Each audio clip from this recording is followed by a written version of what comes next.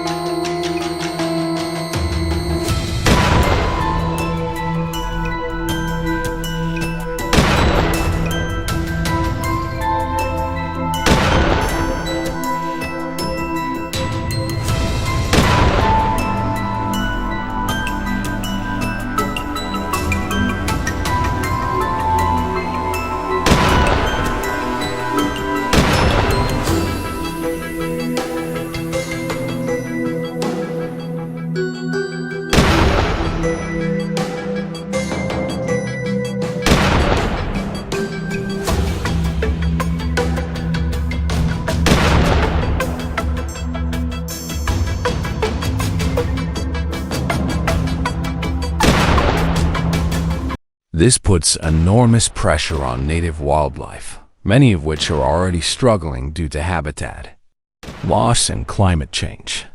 Part of what makes wild boars such a formidable problem is their adaptability and intelligence. These animals are survivors in the truest sense. They can thrive in forests, grasslands, agricultural areas, and even suburbs. Their acute sense of smell and sharp learning abilities allow them to quickly avoid traps, evade hunters, and shift feeding grounds when they sense danger. In many ways, they are the ultimate invasive species, hardy, resilient, and almost impossible to eradicate once they establish themselves in an area. And then there's their rapid reproduction. A single sow can produce up to 2 litters per year, with anywhere from 4 to a dozen piglets per litter. That means that in just a few years, a handful of feral pigs can become hundreds.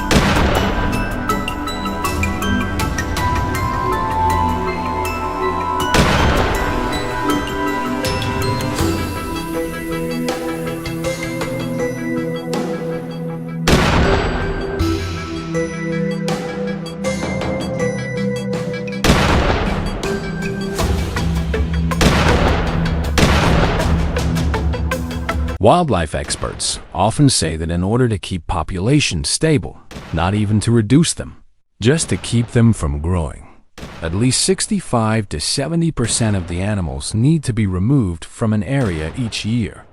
Anything less, and the population continues to climb. To address this growing crisis, government agencies and wildlife management programs have implemented a wide range of strategies. In many states, controlled hunting programs are not only allowed but actively encouraged. Hunters play a crucial role, not just in protecting crops, but also in contributing to broader ecosystem management plans. Organizations like the USDA's Animal and Plant Health Inspection Service, APHIS, have developed national feral swine programs, providing guidance, resources, and even financial support for control efforts. However, hunting alone is not the silver bullet.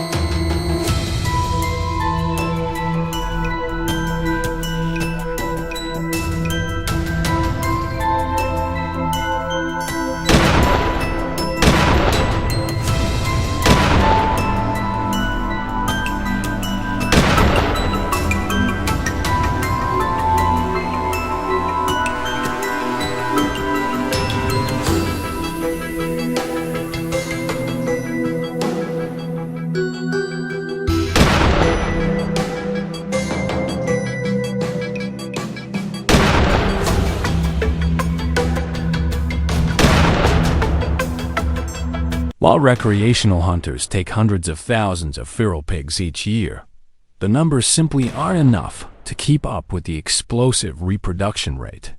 Wild pigs are also nocturnal by nature, which makes traditional hunting methods less effective. As a result, more aggressive methods such as trapping, aerial gunning from helicopters, and even toxic bait trials have been tested in certain regions.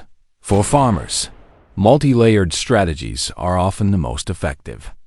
Motion sensor cameras help track pig activity at night, allowing farmers to respond quickly. Reinforced fencing, sometimes electrified, can help protect especially vulnerable crops. Some farmers coordinate with neighbors, creating community-wide management plans to prevent pigs from simply moving from one property to another. Collaboration between private landowners, hunting groups, and state wildlife agencies is absolutely vital for any long-term control to succeed.